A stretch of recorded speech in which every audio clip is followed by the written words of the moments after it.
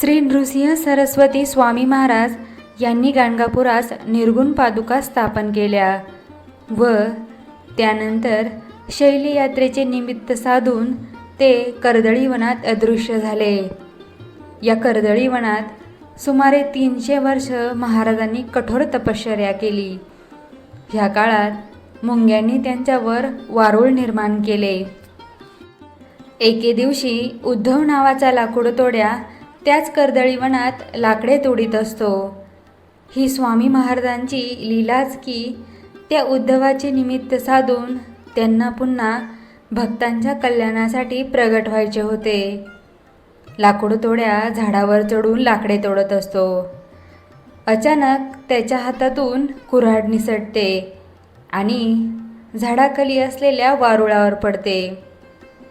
तो झाडावरून खाली उतरतो आणि बघतो तर काय, वारुळातून रक्ताची धार येताना त्याला दिसती. त्याने घाबरत घाबरत कुऱ्हाड उचलली. क्षणातच दिव्य प्रकाश पडून उद्धवासमोर एक अजानुबाहू तेजस्वी मूर्ती प्रगट झाली. तेच अक्कलकोटचे श्री स्वामी समर्थ महाराज.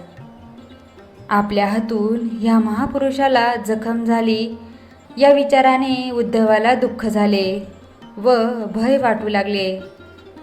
पण भक्तांसाठी माताच असलेल्या महाराजांनी उद्धवाला अभय व आशीर्वाद देऊन गंगा तीरावर प्रयाण केले.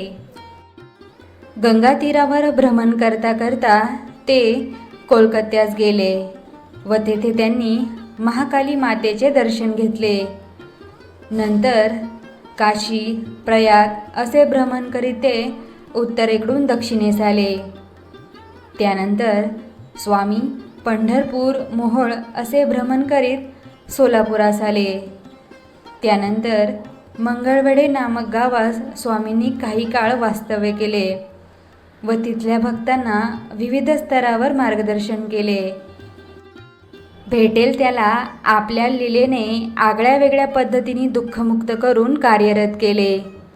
इसवी सन 1856 मध्ये स्वामी महाराजांनी अक्कलकोट प्रवेश केला व तिथल्या 22 वर्षांच्या वास्तव्यात सर्व विश्वाला दैदिप्यमान असे तीर्थक्षेत्र अक्कलकोट करून जगातील अनेक मान्यवरांना मार्गदर्शन केले.